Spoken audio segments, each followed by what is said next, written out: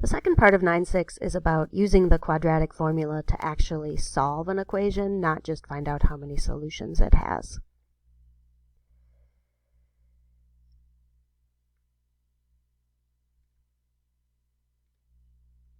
So just a reminder, this should already be in your notes, but the quadratic formula looks like this. It's opposite of b plus or minus the square root of b squared minus 4ac all over 2a. In order to use the quadratic equation, you have a quadratic formula, your equation must be equal to 0.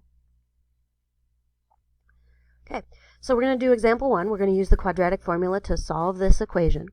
Before we can start using the quadratic formula, we have to make sure that we move all of our terms to one side of the equal sign. So we're going to subtract 4x first. When we do that, we get x squared, and I'm going to write it in standard form because I want to use the quadratic formula. So we have minus 4x minus 7 equals 0. That means that a equals 1, because a is the number in front of x squared, and I can't see 1. b equals negative 4, and c equals negative 7. The next step, I'm going to use b squared minus 4ac. So I'm going to use 16, which is negative 4 squared, minus 4 times 1 times negative 7. So I get 16 minus negative 28, which would be 16 plus 28, which would be 44. My discriminant is positive, so I have to keep going. I have 2 answers, so I know that I'm going to have 2 answers. I don't have to do this math again, though, so that's good. Opposite of b, since b is negative 4, negative b is going to be positive 4, plus, and I'm going to do this in 2 separate problems, so square root of 44 over 2 times a is 1, so that's going to be over 2. And I also have 4 minus square root of 44 over 2. The only thing left is that I need to figure out whether the square root of 44 has any perfect squares in it. So I'm going to look at 44, and I'm going to write that as 4 times 11, and 4 is 2 times 2. So actually 44 does have a perfect square in it. 44 has a 4 in it, which has a square root of 2. So this part becomes 4 plus, no, I'm not going to have room.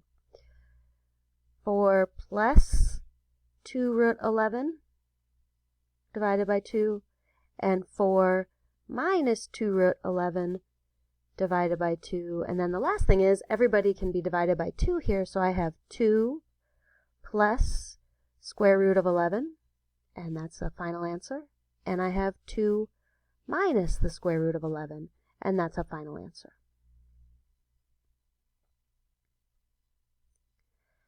Okay, I'm going to have you pause the video, and I want you to try all of these problems. So you can unpause the video after you've tried them to see my solutions. These are my solutions to these problems. The first 2 both had a discriminant of 100. The square root of 100 is 10. So when I did the plus or minus square root, I was actually using a whole number, 10. The third one, the discriminant was 160, so I broke up the 160. 160 has a perfect square in it, which is 16. The square root of 16 is 4, but 10 doesn't have a nice square root. When I got to this stage, I noticed that everything was even, so I divided everything by 2 to finish that problem up.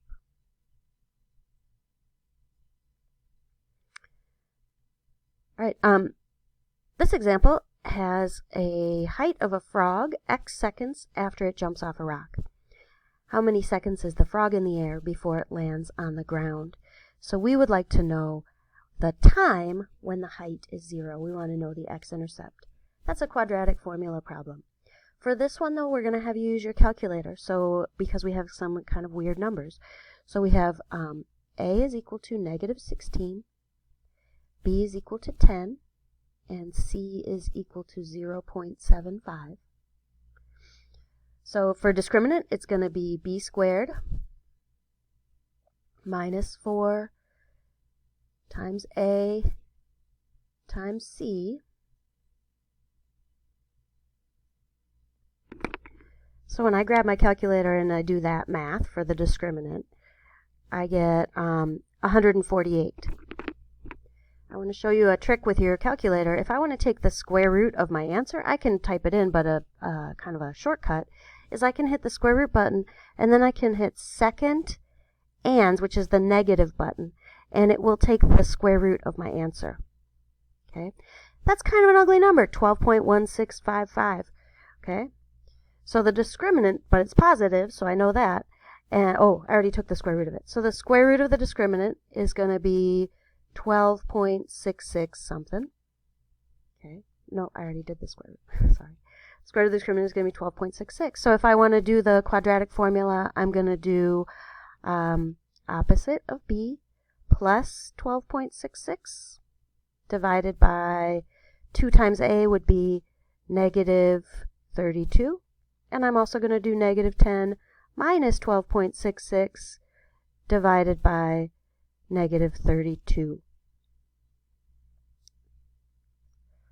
So again, on my calculator, I can make use of that ands button, or I can even store it as a variable, which is kind of handy. So that I'm going to use that 12.166 number a couple of times.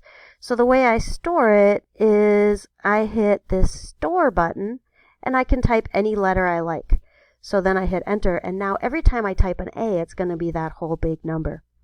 So just a reminder, I'm trying to do negative 10 plus that number divided by 32. So I'm going to do negative 10 plus A, hit enter, divided by negative 32.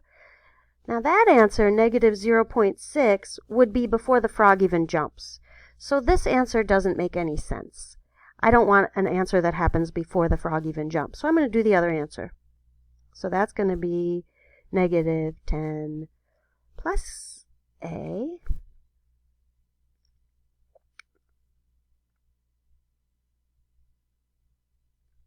divided by negative 32.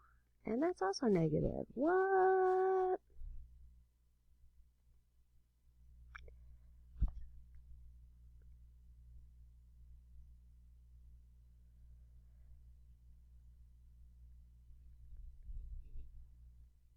I typed it in wrong. It's negative 10 minus, I already did the plus 1.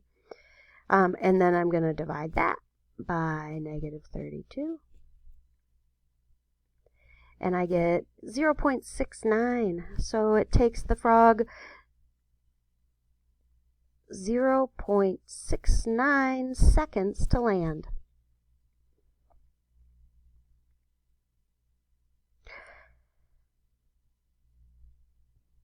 Okay, I'm going to give you a second to try this one on your calculator, and then I'll show you my solution.